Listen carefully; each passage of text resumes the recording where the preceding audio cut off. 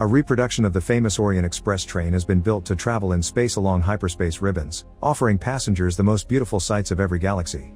One evening, the lights of every wagon flicker, and a terrifying mummy known as the Foretold appears in the dining car. Mrs. Pitt sees it immediately, panicking as she demands an explanation, but her granddaughter Maisie doesn't know what she is talking about. In fact, nobody else can see the Foretold, no matter how much Mrs. Pitt yells for help, and this allows the mummy to get close enough to kill Mrs. Pitt exactly 66 seconds after the light flick. Sometime later, a blue police box appears inside the baggage car. It is the TARDIS, the primary space-time vehicle used by the Doctor, a mysterious renegade Time Lord that travels through time and space with various companions to solve conflicts and even save the cosmos. His current companion is Clara, who has decided she does not want to travel with the Doctor anymore, so he has brought her to the Orient Express to celebrate their last hurrah. The pair makes it to the fanciest of wagons to enjoy the music and the view, although the Doctor cannot stop feeling tense and awkward around his companion.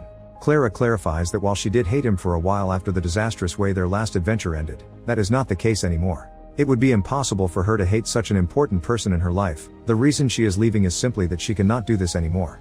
Now that the air has been cleared between them, the Doctor can tell some old stories about the galaxies they are flying through and how things used to look around here hundreds of years ago.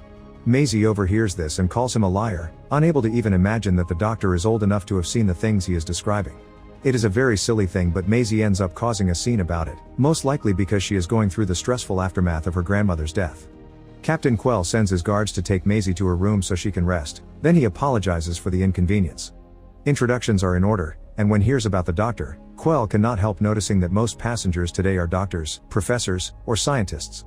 Quell also explains why Maisie has been so stressed, and Clara immediately thinks that something must be going on because it cannot be a coincidence that Mrs. Pitt saw a mummy and there is one being transported by the train. The Doctor tells her there is nothing to worry about, it must have been a dying woman having hallucinations in the middle of dying, and Clara accepts it even if he suspiciously does not seem very convinced of his own excuse. He thinks they must concentrate on having a good time for their last hurrah because they will not see each other ever again, and Clara gets upset since she had thought that the Doctor would at least visit every now and then.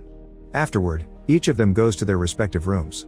Clara calls her boyfriend Danny, who is waiting for her on Earth and is glad to hear her last adventure is safe, although Clara doubts it. Meanwhile, the Doctor cannot sleep because he does not buy his own excuse about everything being fine, so he decides to go out and investigate. The Doctor sneaks into the engine room to examine the special medical chair Mrs. Pitt had died in and meets Perkins, chief engineer.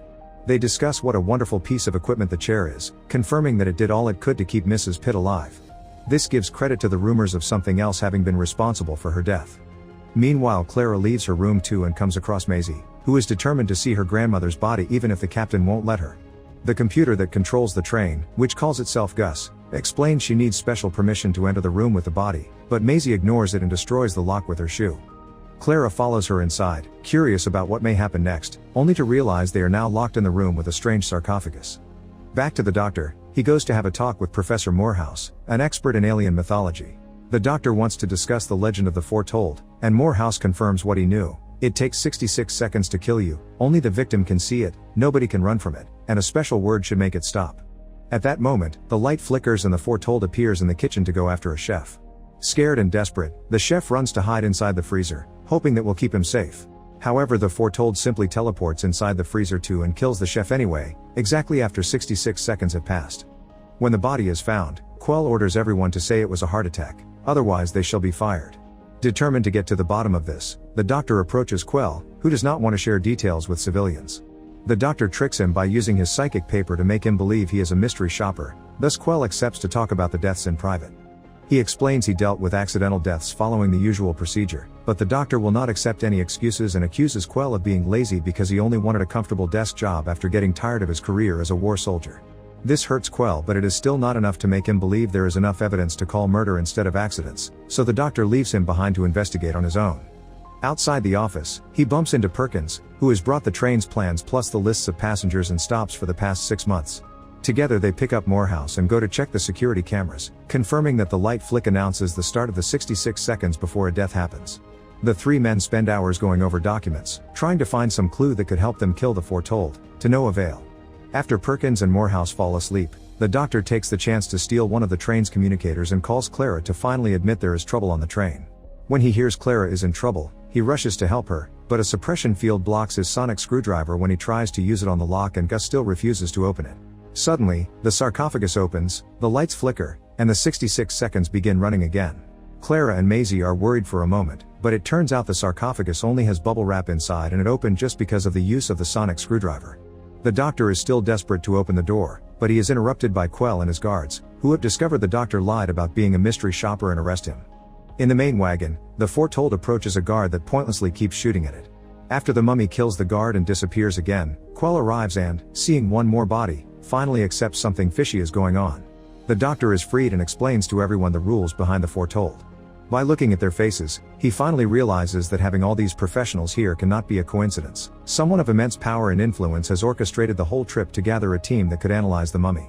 This person is watching everything they do, and as soon as they hear the doctor reach his conclusion, they stop the train and drop the hologram. The wagon is not a normal fancy car, it is actually a full laboratory the passengers can use to work on the case. At that moment, Gus speaks to everyone, asking them to research a way to stop the foretold, and that the only reason they managed to get it on the train had been the scroll hanging on the wall, which the foretold follows everywhere it goes. The scroll is protected by another suppression field, and if the passengers refuse to work, they will just die one by one at the hands of the mummy. While they discuss how to proceed, the lights flicker, and the foretold appears for Morehouse. Showing no sympathy for the poor professor, the doctor asks him to describe what he sees to help them with the investigation. This way his death will count for something. Morehouse describes the mummy as best as he can, but he is in a panicking state, therefore not in the right mind for scientific conclusions. Bargaining with the mummy does not work as the stories say, and the foretold kills Morehouse when the 66 seconds end. Moments later, Clara calls the doctor to offer some interesting news. It turns out the sarcophagus is actually a stasis unit where the foretold is supposed to go if they can capture it. They have also found some paperwork indicating this experiment has been tried before and all the other crews failed. While the doctor talks to Clara, Gus keeps asking him to hang up, yet the doctor will not obey. As punishment, Gus depressurizes the kitchen room, which releases the cooks into space, instantly killing them. As the doctor finally hangs up to avoid more trouble, he hears Gus say that more disobedience will result in the death of other less valuable passengers, which makes the doctor wonder how such a thing is chosen. Thinking the foretold may not be killing at random, the group looks at the history of the victims. Mrs. Pitt had been very old, therefore the most fragile person on board. The chef had a rare blood condition, the guard had synthetic lungs, and Morehouse suffered from panic attacks. This means foretold picks off the weakest first. Nervous and scared, Quell confesses he came back from war with PTSD, so he is likely to be next, which is confirmed when the lights flicker again and the foretold appears in the wagon. Not caring about comforting a man about to die, the doctor asks for as many details as possible, even trying to get in the foretold's path. The mummy does not care though, it just walks through the doctor, and when Quell tries to move away, the foretold simply teleports and kills the captain when the 66 seconds run out. People around the body try to grieve, but the doctor is obsessed with solving the case. 66 seconds is too exact to be organic. That detail plus the ability to teleport indicate the foretold must be some kind of tech. Perkins calls him cold and arrogant, but the doctor keeps brainstorming, coming to the conclusion that foretold has been around since ancient times because its tech drains the energy from the living, which he confirms with a quick scan of the captain's body. The 66 seconds is the time the tech needs to enter the feeding phase. Taking into account all these details, Perkins thinks the next victim is obvious. Maisie is going through psychological trauma after her grandmother's death. Gus agrees and allows the doctor to call Clara, asking her to bring Maisie over in order to study her incoming death. This is incredibly cold of him, but Clara sees they have no choice and lies to Maisie, telling her she must go to the wagon so they can protect her. Because now they are necessary for the experiment, Gus opens the lock and allows the girls to leave. On their way to the wagon, Clara sees the TARDIS and notices there is a force field around it. At the lab, Clara confronts the doctor about the force field, and he confesses Gus is keeping them from leaving because it brought them here on purpose. The doctor has always known this train equaled trouble and was not just a relaxing break. Gus had contacted the TARDIS multiple times to ask for his help. Clara is furious because she was lied to again, and now she has become a liar too. She considers telling Maisie the truth, but she is interrupted by the lights flickering again. The foretold appears for Maisie, but the doctor jumps in between, using his scanner to absorb her grief and trauma and implant them in his own mind. Now the foretold thinks he is the weakest person and the doctor can see the mummy instead of Maisie, which makes him very excited. He comes closer to the foretold on purpose, knowing he will not die until the 66 seconds pass, and notices some writing under the bandages that matches the scroll on the wall. If the foretold is willing to kill for the scroll, it must be something so important that people will die for it. The doctor comes to the conclusion the scroll is actually a flag and the mummy is a wounded soldier that they used for experiments. The tech inside its body will not let the war end in its mind, thus the doctor yells, "We surrender to finish that war." The trick works, and now everyone can see the foretold saluting before finally disintegrating into dust. The case has been solved, but now they are not needed anymore. Gus is ready to kill them all. Determined to save them, the Doctor grabs the tech from the mummy and fiddles with it to activate it right before the train explodes.